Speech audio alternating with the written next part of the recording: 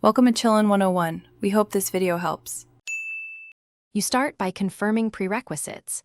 Check Veo 3 firmware and battery level so setup won't stall. Once done, sign in with your Google account and install the Veo mobile app on the device you'll use. Make sure the camera is powered and positioned inside your Wi-Fi range. Why this matters is connection reliability during registration. Now open the app, choose Add Device, and allow Bluetooth or local discovery. This initiates secure pairing and moves you straight into the detailed configuration. Once the app detects Veo 3, you perform network pairing. Select your 4 GHz SSID and enter the password because many cameras won't work on 5 GHz.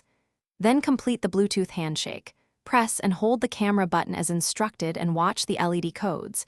They tell you success or where it failed. Make sure to name the device, set your time zone, and configure recording modes now, because these choices determine how clips are stored and how motion detection behaves. You finish by running a test recording and confirming live view latency to ensure acceptable performance. Once satisfied, enable cloud or local storage and adjust retention and notification preferences so recordings are preserved as you expect. If the camera remains offline, try one key troubleshooting tip. Power cycle the camera, re-enter Wi-Fi credentials, and redo pairing. This clears temporary network or handshake issues. If problems persist, factory reset and repeat setup to eliminate corrupted state. Thanks for watching. Consider subscribing if we helped you.